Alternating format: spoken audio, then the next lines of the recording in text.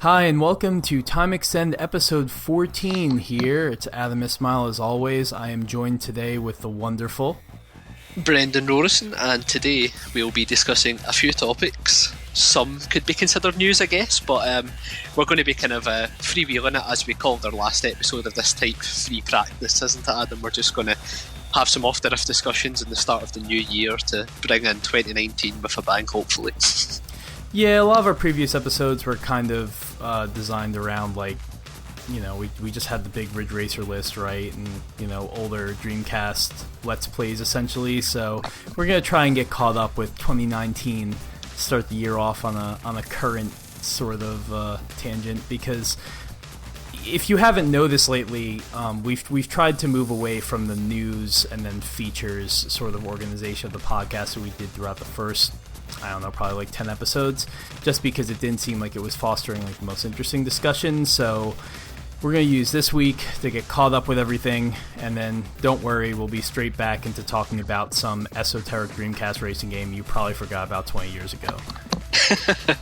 Yeah, I think this new format is just going to suit the new year a lot better, because we like to look enthusiastic for everything to do with the racing genre, but there are definitely topics that we feel as if we can have better discussions in, so hopefully the free listeners that we have don't mind the change in focus.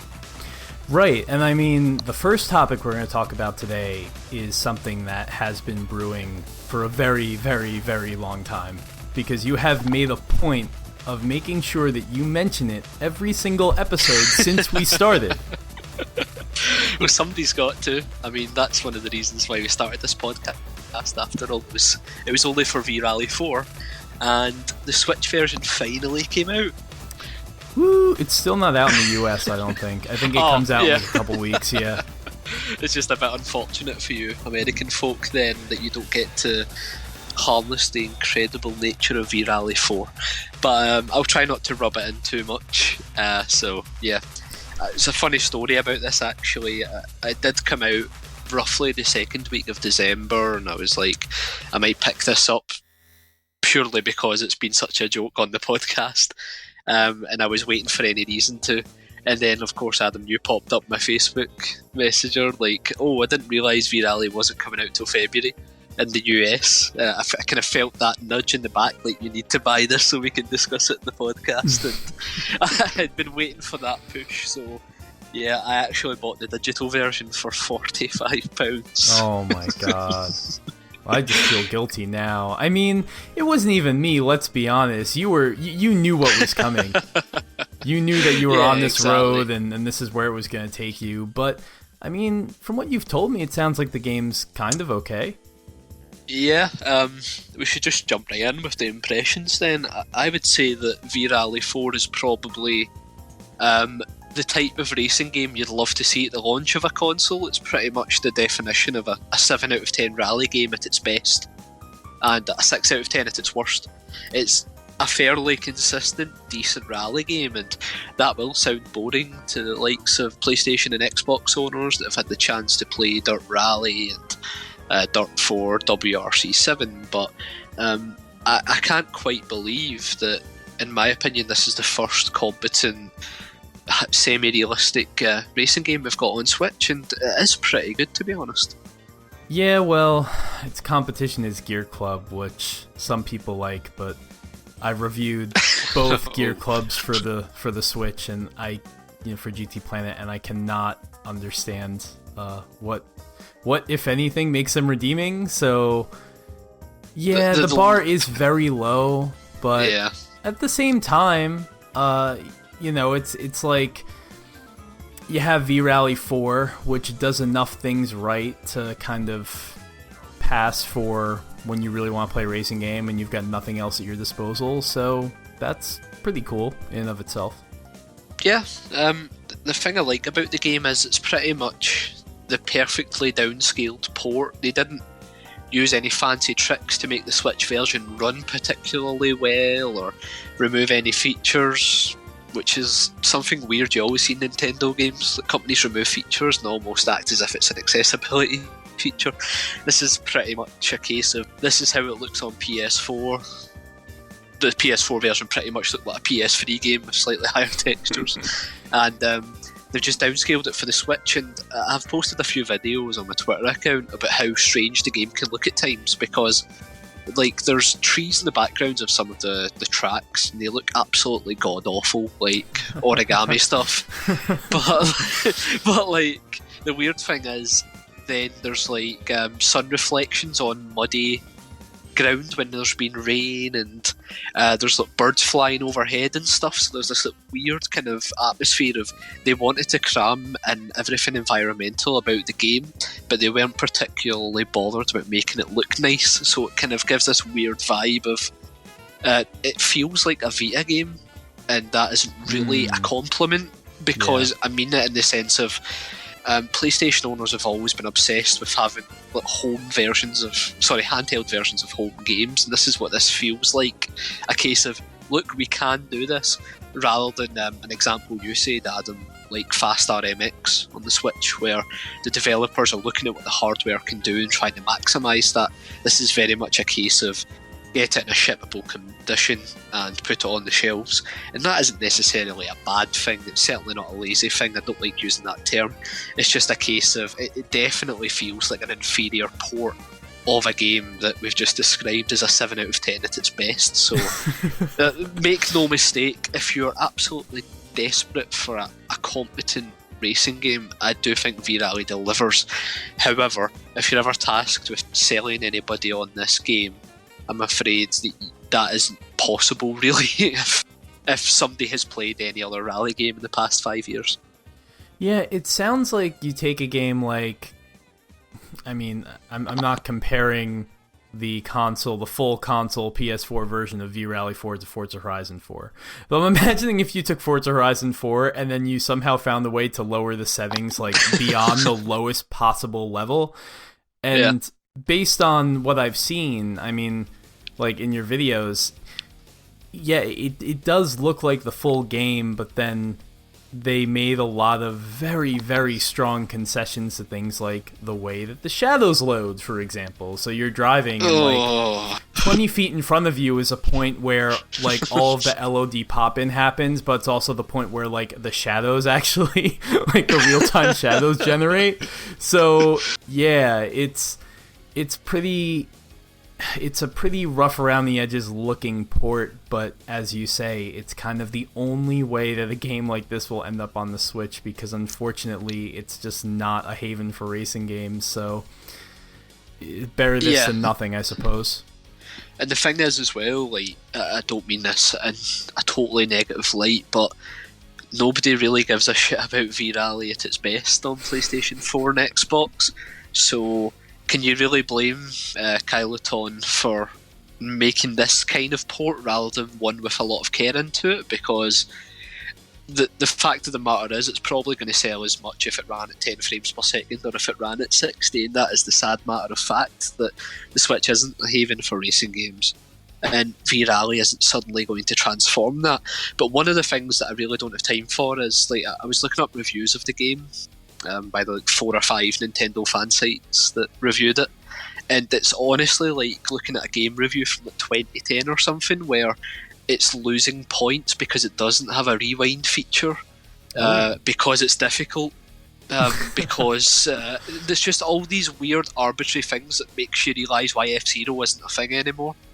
Just like this weird, like, V-Rally should accommodate for my lack of ability, when the whole point of Rally is to get fucked up. Like, that's kind of why we play it. We enjoy getting messed over by the environmental dangers and accidentally misreading a corner. And yeah, it just feels like if the game was going to have any sort of success as well, it needed to have the kind of community that solely play Switch games kind of welcome it and see its effort.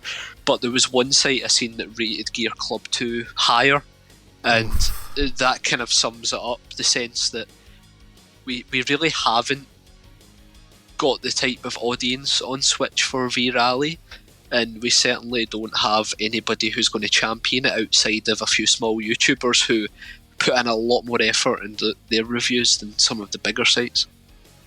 Yeah, and just as a quick side note, the whole point of Rally is to get fucked up is my favorite Lil Jon lyric. I love it.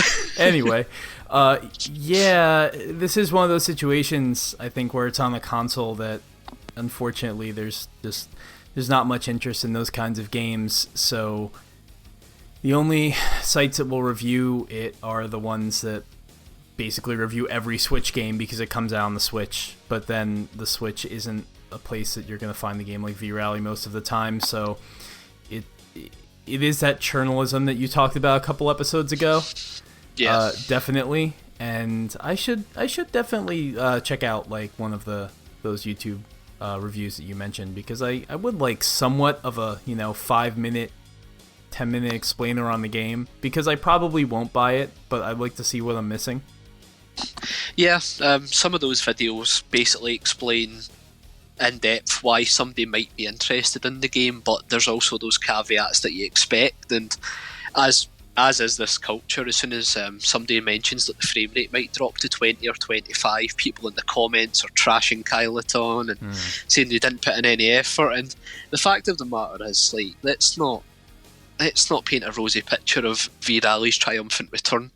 This almost seems like the stopgap until wherever WRC 8 is, and in that sense I quite enjoy it, because I don't know if I've ever actually talked about it properly in the podcast, but WRC 7 is actually my second favourite rally game this generation. I was blown away by it, and this almost feels like that, minus the Great Real World tracks and official WRC roster, so it's a good rally game.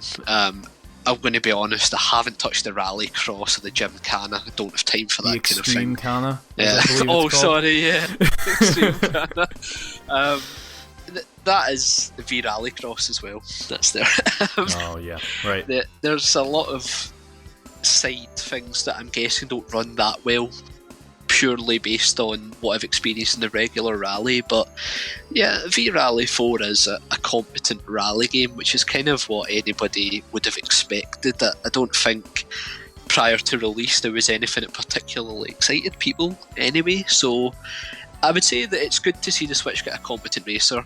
It's not good to see it try to retail for £45 plus one pack of DLC that's already out that's £6. This is the Gear Club thing all over again, really. I have no idea why, if it's on the Switch, it suddenly commands such a high price. And it'll be interesting to see if Codemasters do something similar with Grid Autosport, which is pretty much the one game I would say has the potential to do well, depending on how Codemasters approach it. To be honest, I know you like WRC 7, and I haven't played one of the WRC licensed games since I think the fourth one, which was not made by the same studio as it is now. I think that was like the cutoff where they moved. And I actually played WRC 4 in the Vita, and it was pretty good, but it was kind of like a situation as you described with V-Rally 4, where it's just very clearly the console game, but they just like made a lot of like graphical and concessions to the performance and whatnot, which is fine. The game played well enough, but I will always dream of like a port that really just is optimized to take advantage of the system, and I know we probably will never get that, but for that reason, like I wasn't really looking very forward to the next WRC game. But yeah, I think Grid Autosport actually has a chance, because Feral Interactive I think is working on that, and they handle a lot of they handle a lot of Codemasters ports to Mac, which is one of those things that like I don't understand why like there are companies that specialize in porting games to the Mac, but my thought process is that if they do, then they're probably good at it, and they probably take what they do somewhat seriously. So I'm hoping that they kind of take the same sort of ambition and care with the Switch port, because Grid Autosport was unfortunately one of those games that came out right at a time when absolutely nobody was going to play it, even though like what limited time I've had with the game has been somewhat pleasant. It just came out at absolutely the wrong point in time. Yeah, it seemed like a strange decision at the time to release it on previous generation hardware, so and the Switch now will get a chance to play it on a more modern console. But I mean, Feral also did the iOS port of the game, so I'd put my smart money on the Switch version being based off of that.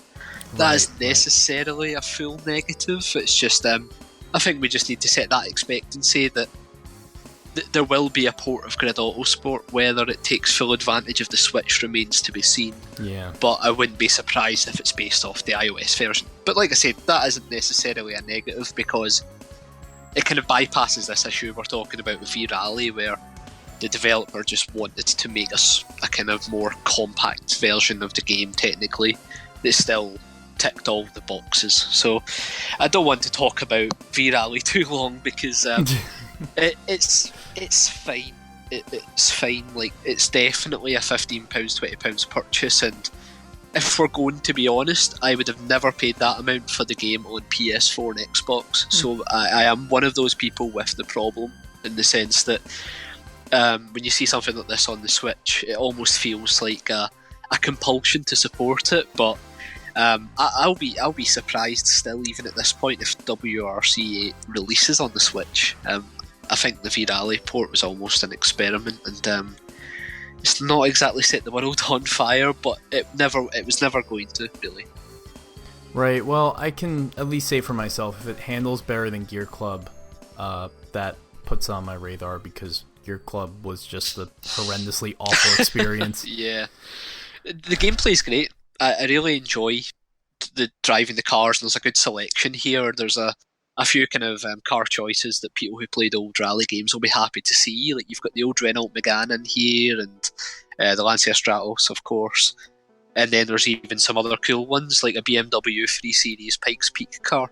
So there's there's a good selection of vehicles, but it just comes down to how highly do you value the portability aspect, because the game is already cheaper on more powerful platforms. But yeah, I think to sum it up, it's definitely as 7 out of 10 as we imagined it was going to be.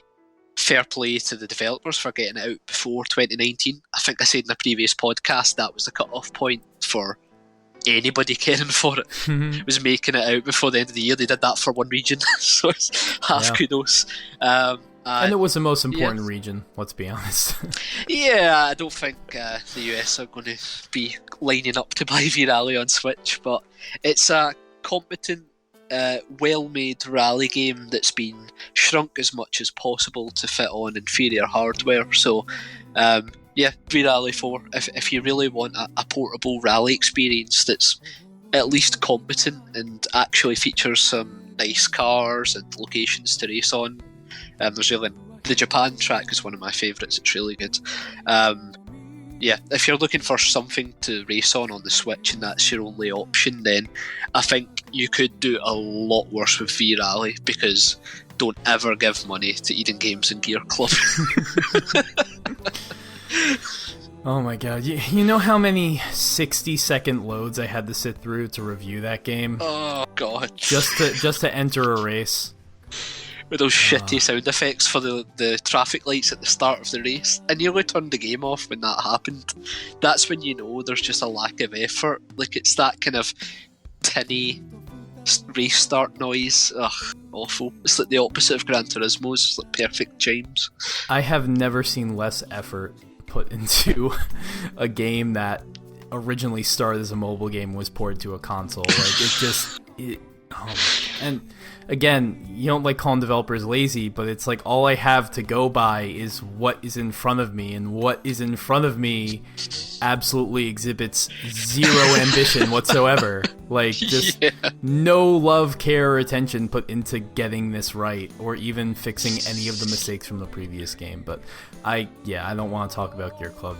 It's not worth it. They don't deserve the publicity. Right. So, yeah, well, I mean, now you've piqued my interest, and I do want to try it out.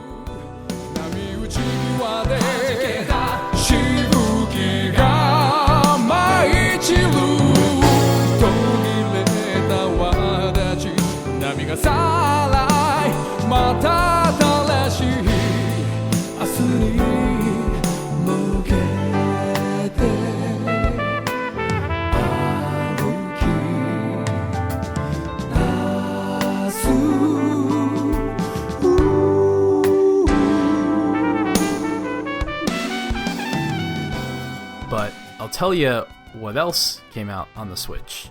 And this is definitely in Time Extend's wheelhouse. Oh boy. Sega Ages Outrun came out on the 10th. And it's awesome! Oh, it's so good. Like, I don't know how many times I'm going to buy Outrun before I die, but each version seems better than the last, and this is a fantastic. Yeah, there have been some pretty bad versions of Outrun in the past. Like, I think most of them never made it out of Japan, or they did make it out of Japan, but on like weird compilations, like that weird 3D one that was on the PS2, the Sega Classics collection. Oh, I forgot about that. Yeah. The funny thing about that one was it was on the same disc as a pretty decent Virtua Racing port. Like, yeah, the Virtua Racing was good. I enjoyed that. Yeah, it was alright. I mean, it's the best port of the game that we have until M2 comes out with their Sega Ages version later in the year, hopefully. But yeah, Sega Ages Outrun, it's funny, I spent the entire last week at CES, and it was my first time at CES, and it was absolutely crazy. But come whatever day it was, I think it was like Thursday, and an Outrun came out on the Switch, I was able to get on my hotel Wi-Fi, download it. It was like my last day of working at CES and just unwind with some Outrun and then play it on the way home. And it's great. I mean, I've talked about on the podcast before, I think that like because of my age, I don't have much of an affinity for the old sprite scaler racing games. They just like I just find them too difficult to play because of the way that like the horizon pops in and just that you're kind of on rails and I feel like you're not given full control. But that said, I mean, being a huge Sega fan, Outrun is kind of like the genesis of everything. And because the music's so good, because the art direction is so good, because it's like, you know, it's as difficult a game as you want it to be. Like, if you want to try and finish in the fastest time and get a really high score, you can do that if you want to go for the hardest route, or you can just kind of take it easy, because the whole idea of Outrun is that it's not, strictly speaking, a racing game. It's a driving game. So that makes it a good fit for the Switch, and M2's job of porting it is incredible. I am constantly in awe every single time they take one of Sega's old games and then they give it like the polish and the level of care that it deserves, and they've done it again with Outrun. Yeah, I've started to notice, because M2 are so good, people are starting to take for granted the work they do.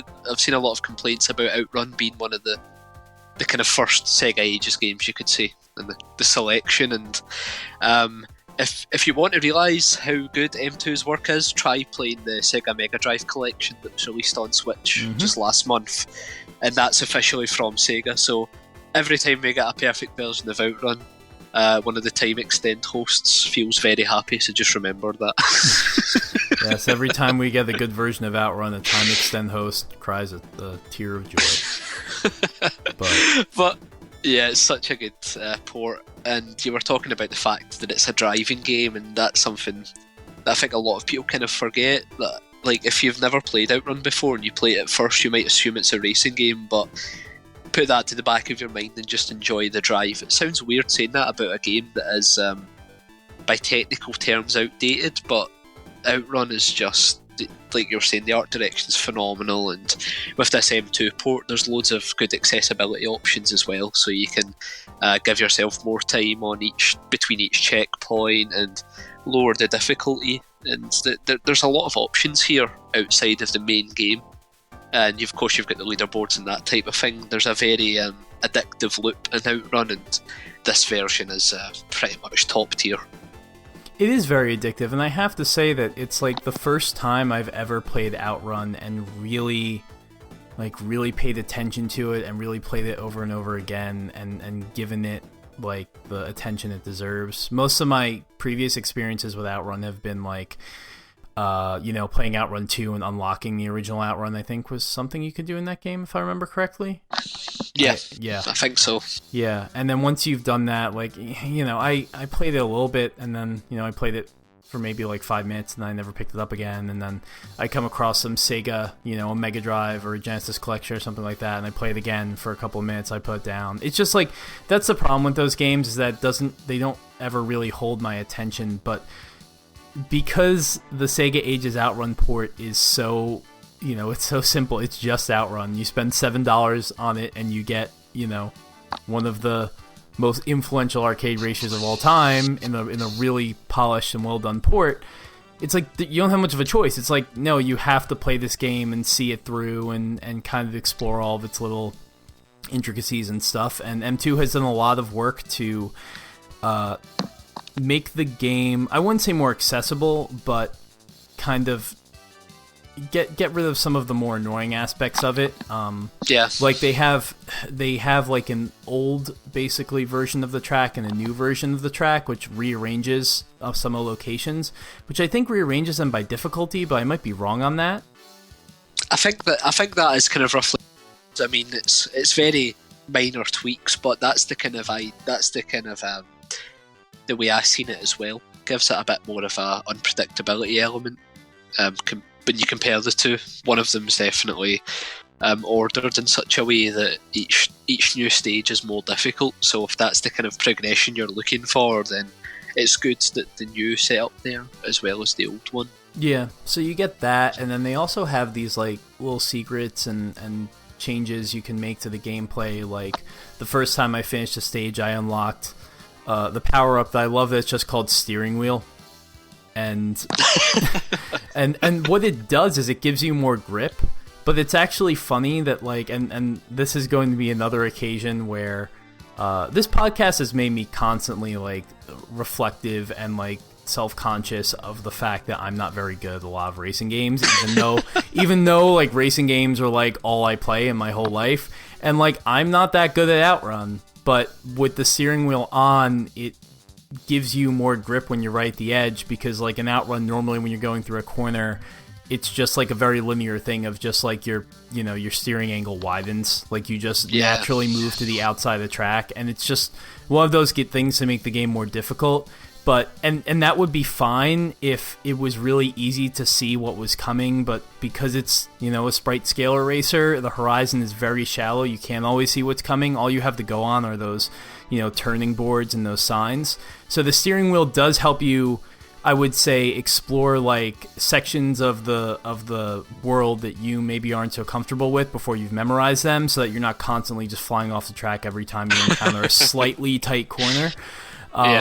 And that's good, and I love that they have all the different options for like different graphical ways you can play the game. They have redone it so it's in full 16:9 if you choose to play it that way, which I mean you should, because the 4:3 mode is not only is a 4:3, but it's like 4:3 inset inside of like a border, which like is it's very cool from like a nostalgic standpoint, because they give you like the sides of like the Outrun arcade cabinet, but it's a very small window to play the game in.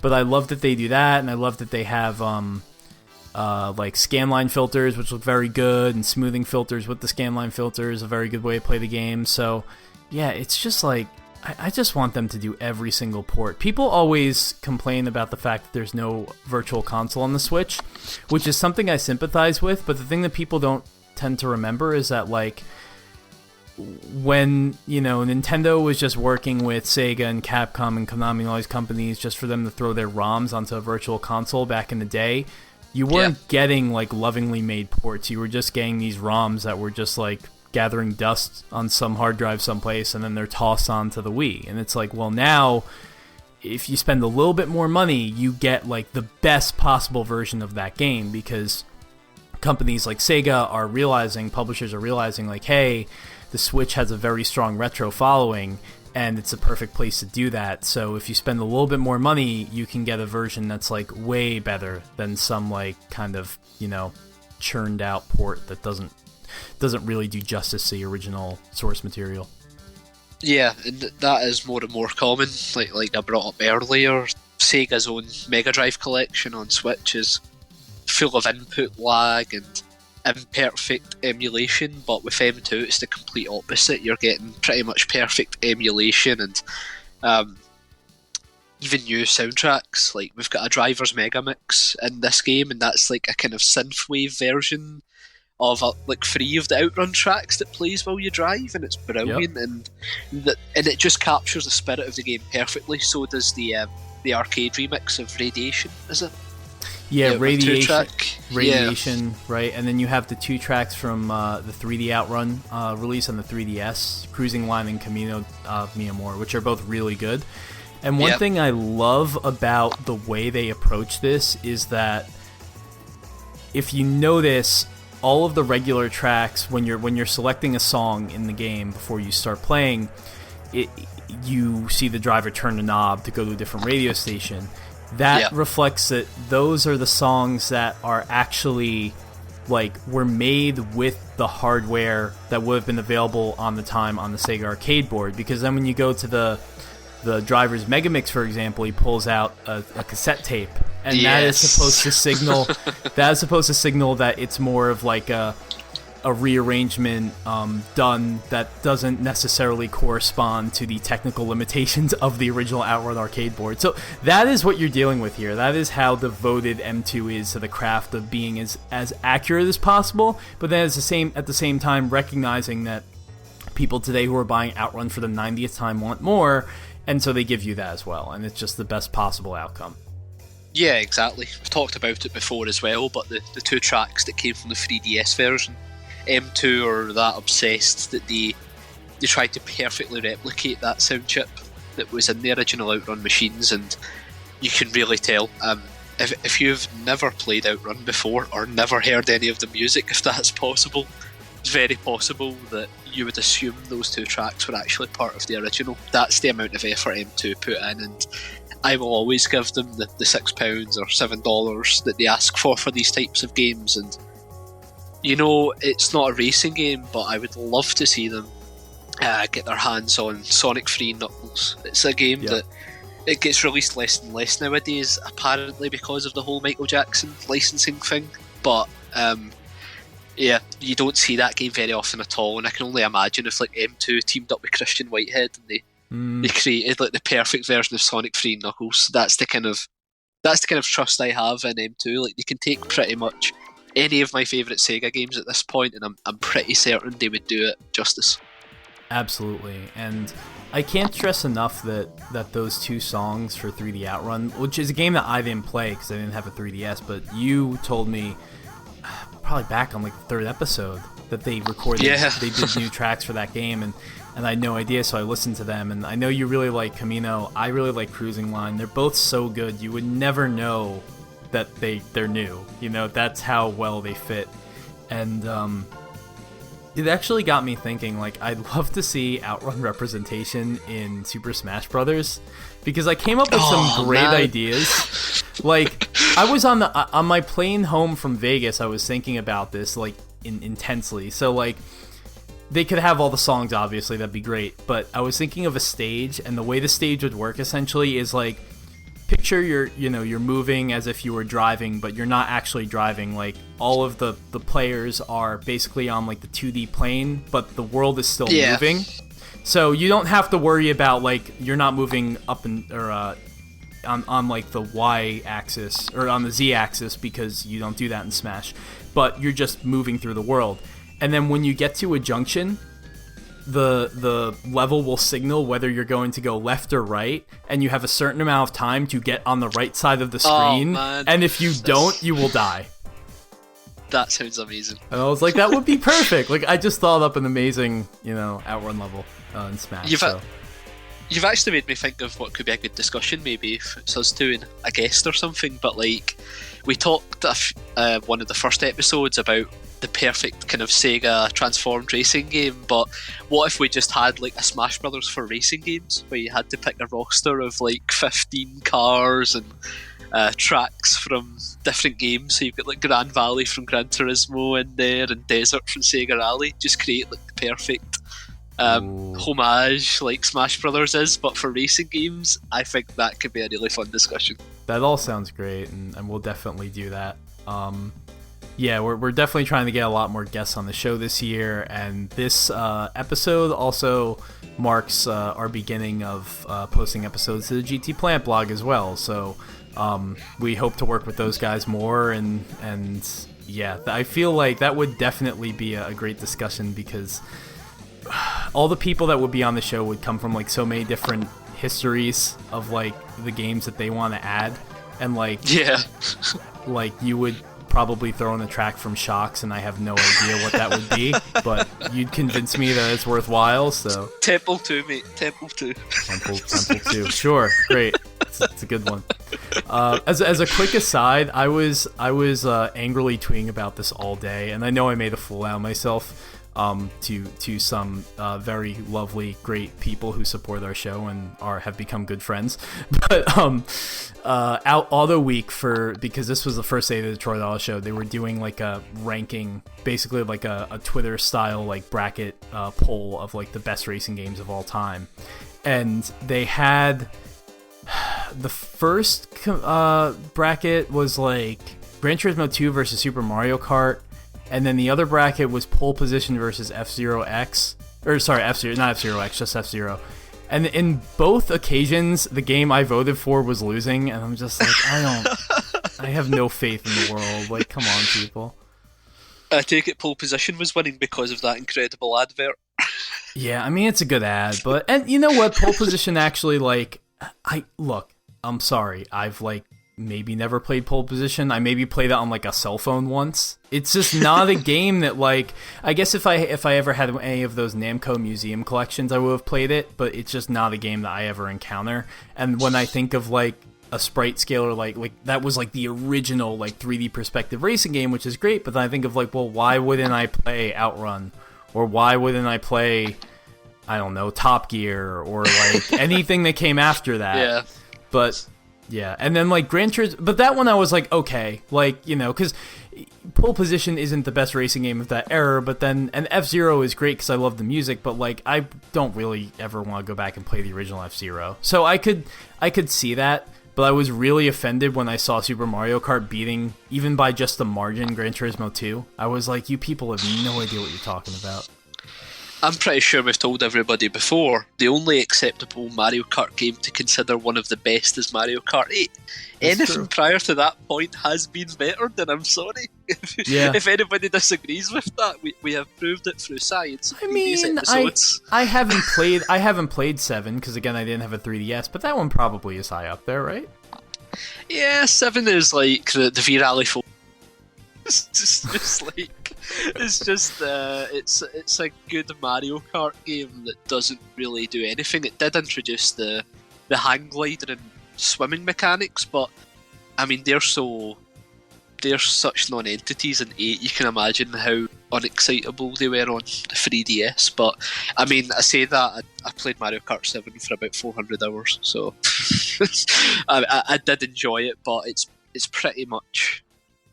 There would be no reason to go back and play 7 if you have 8, and there'd be no reason to play 8 if you've got Deluxe. We're on a kind of a bit of a rut right now. You have to give, but seriously, like, you should give Nintendo, like, I don't mean it to be a criticism, because like almost every Mario Kart has been better than the one before it. So like, you know, 64 obviously, like we're in 3D now, that's better than Super Mario Kart, and then like. I go back and forth on Double Dash. Some people really like it. I think it's gimmicky, but you can make an argument for that. The lone exception to the not being better than the one before it is the Wii, because Mario Kart Wii was pretty awful, but DS was great. So, you know, they definitely find a way to improve it every single time, which is why I don't know how you could say I want to go back and play Super Mario Kart. Yep, exactly, except out of nostalgia, pretty much. That would be the only factor, but and then it's like I'm not even allowed to say that because like I'm the most nostalgic person in the world, which is why I'm we both on the show. So yeah, I mean it's all right when it. Yeah, that's what I'm saying. If it's anything else, other people's nostalgia is not cool. The only acceptable nostalgia is mine. Yep, that about sums it up. I think we're doing the angry gamer trope pretty well here. Yeah.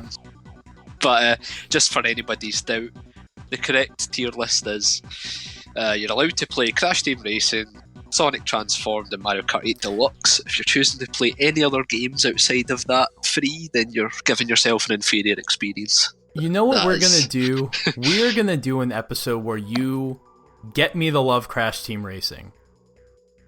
That sounds fun. Yeah, and I don't know, you can like lay out your case or something like that, because admittedly, it's not fair that I don't like Crash Team Racing, because the last time I played it was, I think, probably 18 years ago. So, like, I have no memory of that game except when I was a kid I didn't like it. So I have to play it again. I mean, maybe when they come out with the re-release, but I don't really want to spend money on it. It's also like a deep-seated like distaste for Crash Bandicoot as a character. That drives you don't me like away from it. Spyro either, don't you? Not if I remember Yeah, right. I'm not for the Sony mascots. They never did anything for me. But then you know what people don't talk about enough is Diddy Kong Racing. Yep, that's actually a good shout, because one of the reasons I like Crash Team Racing is because it's actually pretty similar to Diddy Kong Racing in terms of the story structure and stuff. So yep, I think Diddy Kong Racing's one that is often forgot about. There was actually a really good DS port that came out of Diddy Kong Racing as well, and I think a lot of people don't even know that exists, to be honest. That was one of the weird games I decided to import, even though it came out here eventually. But yeah, Diddy Kong Racing's good. Yeah. So, the last topic that we should probably go over, because it was a big one that broke over the holidays, was the Mad Box, which is Slightly Mad Studios. I never thought I'd say the words launching their own console. These guys aim for the moon. You've got to appreciate just how incredibly optimistic they are about what they do. It's amazing to think that we're now talking about a situation where Slightly Mad Studios want to launch their own console, and not only that, Ian Bell's going head to head with Soulja Boy on Twitter. Yes, that's also been very entertaining. I don't want to. I'm legitimately curious. Like, I would love nothing more than to have Ian Bell on the show and just talk about like what they're going for with this thing, because a lot of people are saying like, oh, Slightly SMS is going to go up against like Sony and Microsoft. I don't see it like that. Basically what I'm picturing is a Steam box, but like a specialized Steam box with their name on it that, you know, maybe we'll get the next Project Cars before the PC does or something like that. Like I can't imagine like and I know Ian has said like he doesn't want this to be a closed off console. He wants it like no exclusives, no like, you know, nothing that would make it difficult to put one game on this but not on the PC, and then they don't want to play the game of going up against those two console makers. So I'm just conflicted. I don't really understand why they're doing this. I mean, obviously I'm sure that he would say that they don't have to, but I just wonder what got them to this point. Yeah, I want to know the thought process behind the decision to go with it, because the open-ended nature sounds great, but it also gives that inherent second question of, so why would somebody buy it? The Steambox thing arguably hasn't taken the world by storm as much as maybe we would have thought 3-4 years ago, and it just seems like such a weird decision to enter the console market in this climate, where we've seen so many other consoles fall to the wayside or not make out the gates. Like that Atari thing, did that ever come out? They were making some sort of Steam box. No, I think they're still working on it. Well, there was the retro system, the VCS. Oh yeah, that was a different thing maybe, but yeah, I think the Steam box, like at its core, is a pretty good idea, because I feel like it's a way that you get people who only maybe, you know, play on consoles into the PC space. Like, I think if it really caught on, that would have been something I would have been interested in, because I've never really played on PC. I just have, like, how are they going to make money off of it? How are they going to make enough of the damn thing? How, like, it's so up in the air, but they are so incredibly serious about it. Like, at first, I don't know if I thought it was a joke or if I thought it was just, like, some sort of, like, this is something we would love to do like 5-10 years from now, but we haven't even like seriously had the conversations yet. It's just like early, but like, and I know it's still early. I know they're still probably like 2 or 3 years away from release, but like they you know, Ian started tweeting renderings and asking people which rendering they like the most, and clearly like he has a mastery of the publicity cycle. Like he's been very smart about like just every couple of days just like putting something out there to stoke the interest. And you know, I think that's great, but it's just such an unfathomable thing I was going to CES, Yeah. and I was actually curious if I would see them there. And I don't know. I mean, like they weren't there this year, but I have to imagine I might run into them next year or the year after that, because they are clearly like full steam ahead. Oh yeah, this is serious.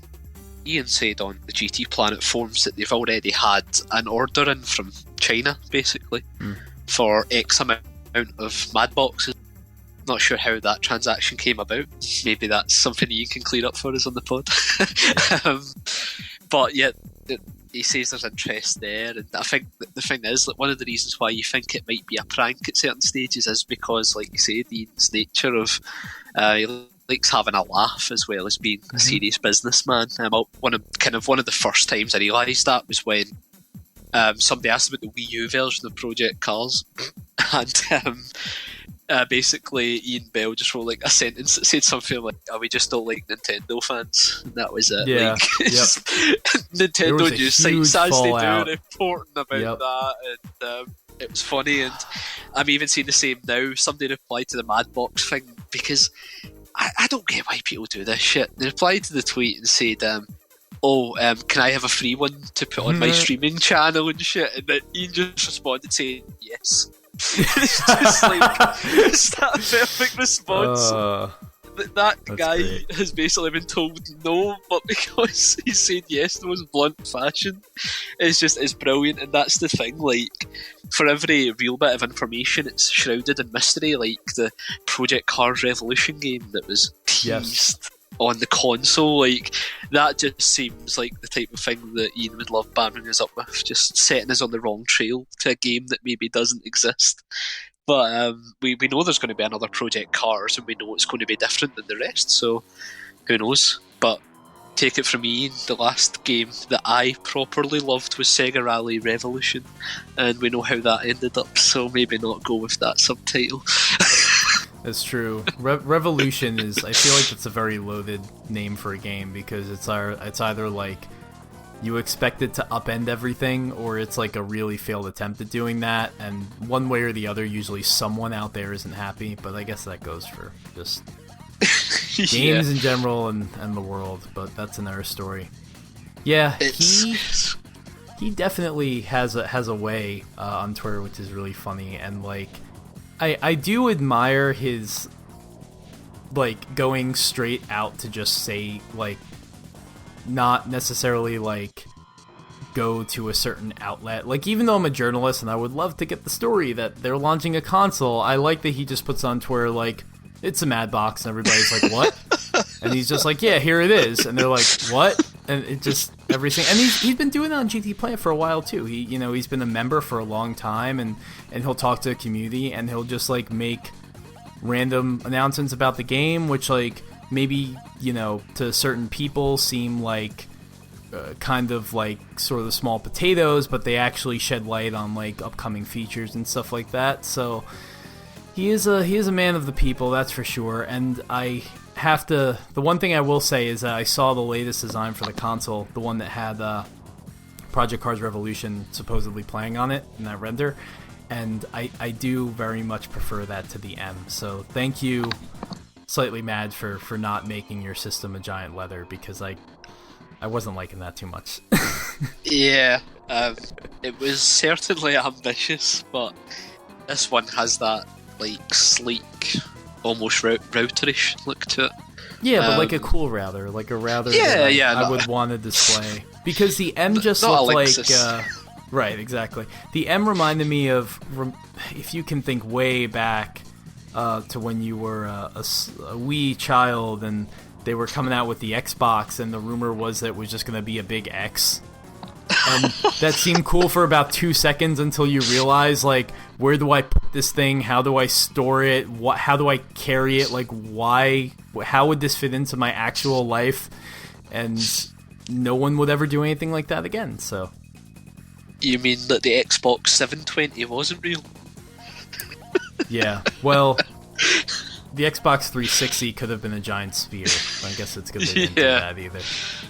It's actually pretty funny, like, you think about all those fake renders of consoles and names. I always remember, this is going to be such an obscure bit of trivia, But did you ever see the Hugh Jackman film Real Steel, where he's like fighting the big like, rock'em sock'em robots? It's almost like raw. So like it's an alright film. But in one of the fights at the end in a huge arena, there's like an advertisement for Xbox in the background, and it clearly says Xbox 720. And it's one of those things where I always wonder if that was actually going to be considered the name for the Xbox One at some point, or it was just somebody having a laugh with Microsoft's permission. But yeah, you see all these fake video game consoles and stuff in TV shows, but that one always stuck out to me because it explicitly mentioned Xbox. I mean, I think it very much could have been a working title. Something like that makes a lot of sense, because I'm sure they had like probably 9 different names of what they wanted to call the thing, and they chose the most boring one possible. So, you know, there's that. Yeah. I remember when the 360 was like, it was, there was some speculation it was going to be called, there was the Next was one of them, and then, or like the Xbox Next, and then Xenon. But Xenon may have just been like the code name. Yeah, I remember that one. That would have been cool in like a mid-2000s kind of way that would have aged horribly. Hey, we ended up with a Wii U. Anything better than that? Yeah, the Wii U is I think, just objectively the worst name of a console of all time. Well, unless you count some of those weird ones that never left Japan, like the FM Towns Marty. That's incredible. I would just love to have an episode looking at the most ridiculous like game names and console names throughout the years, because there's been some ridiculous ones. I also like the fact that during the PlayStation 2 era, there was a time where loads of low-budget racing games were getting made, and they weren't even trying to call them like original names or exciting names. It'd just be like GTR Racing, sort of sounds like Gran Turismo, or there was one that was in Europe, I think it got renamed elsewhere, and it was just like Viper Trail or something that made it sound like an adventure game. Yeah, but there's, oh god, there's that whole generation of cheap Midas, I believe it was, that published them, racing games that were pretty poor. Yeah, you're reminding me of a bunch of conversations I've had recently, one of which was on Twitter with a friend of the show, Fernando, and I got on the subject of like Beetle Adventure Racing, and then remembered that there was a game called HSV Adventure Racing, which is Beetle Adventure Racing, but for Australia. It's the exact same game, but they're like... And Beetle Adventure Racing is a fantastic game, but they decided what would be more fun-loving and just energetic and happy, you know, more than a Beetle. Oh, I got it. A Holding Commodore. That's phenomenal. That was really weird. And then... you ever hear the Xbox game Group S Challenge? Yes. Okay, this is a game that I think this is the most forgotten. I have a theory this is the most forgotten racing game ever made, because I never ever. I think I for a long time convinced myself I was the only person who knew anything about it. But in Japan, it was called Circus Drive. Circus Drive. Yeah. Wow, that puts across the point. And Need for Speed for a long time was called Overdriving in Japan, which is really weird. What a weird change, yeah. Yeah. I think as well in the US, V-Rally also went by Need for Speed V-Rally, didn't it? Yeah, there's an interesting thing. I was I think I wrote an article for GT Planet a while back. It was on Need for Speed Hot Pursuit 2, and basically it was a mirror mode. And my kind of thesis for it, if there was a thesis, was just that Need for Speed, all it is just like a reflection of whatever the prevailing car culture is at the time. So like in the early 2000s, it was like supercars. In the early 90s, or the mid to late 90s, it was supercars. And then in the early 2000s, it was street racing. So they became a street racing game. And then about 5 or 6 years later, they were like, well, the brand of street racing that was cool back then, like Fast and Furious 1 and 2, isn't cool anymore. So now we have to go for this grittier thing. So they did that. And now you look at like The Run, and then like most recently with Payback, and it's like they're very much going for the action movie thing, because that's what does well with like, because I mean, if you actually look at like how Fast and Furious started and where it is now, and how Need for Speed started and where it is now, it's like a parallel, like they just follow that trend. Oh yeah, definitely. They were pretty much identical for so long. And the weird thing is, like, you brought up Need for Speed The Run, and that's one of those weird games that isn't quite held in high regard that I consider one of my favourite Need for Speeds, because it did the whole, like, stupid, over-the-top storyline about revenge, because it's always about revenge. But it didn't hide behind, like, an open world mechanic or something. It was just literally, like, here is a 3-hour story mode. Yeah. Loads of random races.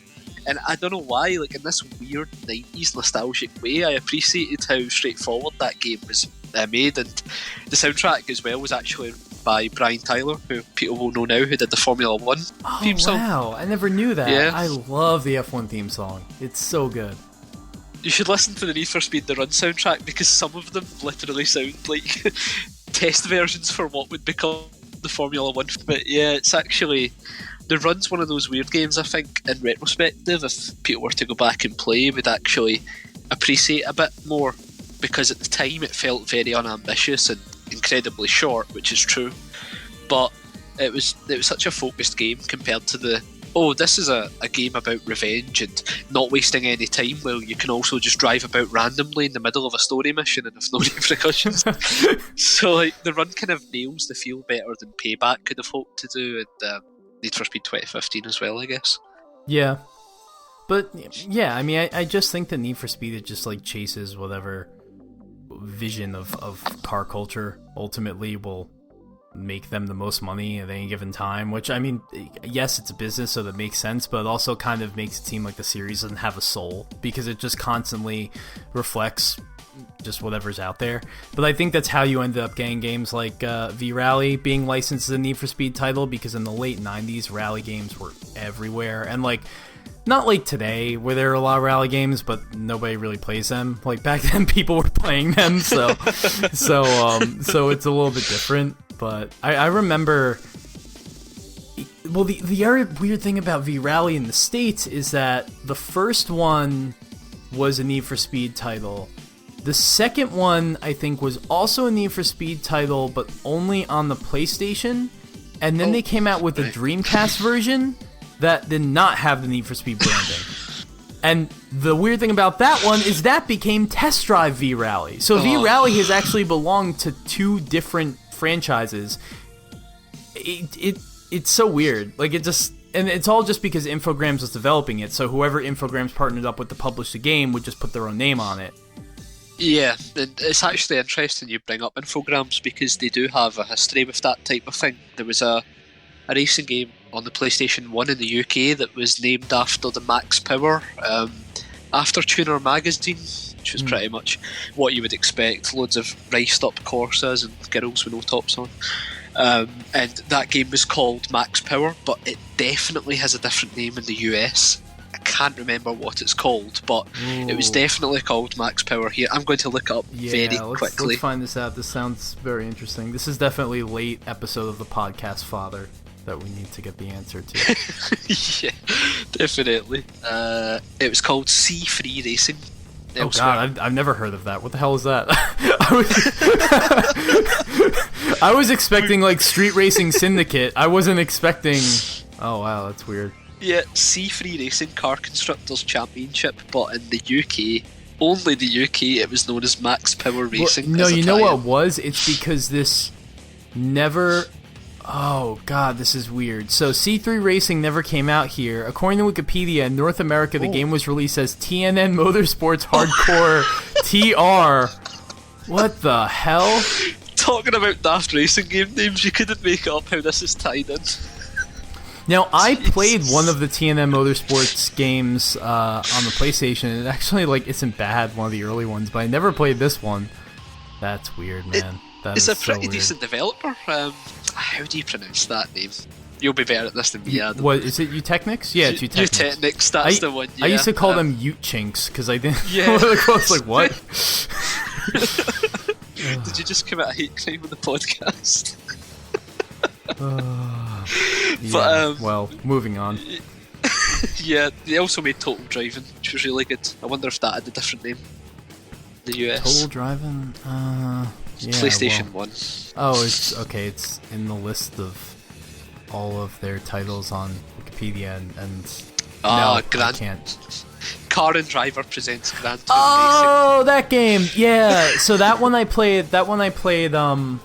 When I was really, I must have been like 4 or 5 years old. But I played that game. I mean, I can't remember anything about it. I was really young. But also, I will never forget Big Mother Truckers, because I didn't get that joke until I was like, like a teenager. And I just didn't understand, like, why is it called Big Mother Truckers? And I mean, there it is, man. Test Drive Le Mans. It's right there. It's right there. We're getting there. Now that was, but that was only Eutechnyx did the PlayStation version of that, and then Infogrames Melbourne House did the ones that's actually good. But that I think will be our next episode. So we'll finally get that test drive pod I've been wanting to have for so long. That game is so good. I'm looking forward. Real quick, remember Ferrari Challenge Trofeo Pirelli? Yeah. Yeah. That game was okay in the world before Gran Turismo 5. But then Gran Turismo 5 wasn't very good either, so... Yeah.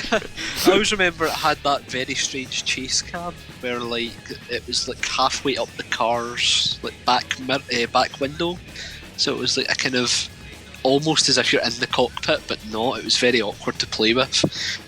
But one of the reasons I did enjoy that game is because it supported custom soundtracks on the PlayStation 3. So you could just store songs on your hard drive and then put it in a playlist, and you could just listen to it as you drive, which was pretty cool at the time. That game had a fantastic track roster. It had like tracks that you don't see very often. Like there's this awesome one called Mont Tremblant, although I think it has a different name now, but in Canada is where that track is, and it's really good. And just like all these weird locations that like only Ferrari Challenge like corresponding series around the world would ever go to. So you won't get them in like, your Gran Turismos and your Forzas and your F1s and what have you. So yeah, that was a interesting game. And then they re-released it as Supercar Challenge, and I just like this thing this basically hour of just like, let's just talk about random ass games that we haven't talked about in 10 years. Yeah, that's kind of where we've ended up for the first podcast of 2019. So, I mean, I think this is one of the reasons we enjoy doing this podcast, because we've just ended up talking about completely random titles that we wouldn't have decided to bring up any other time. This came from discussing the Mad Box.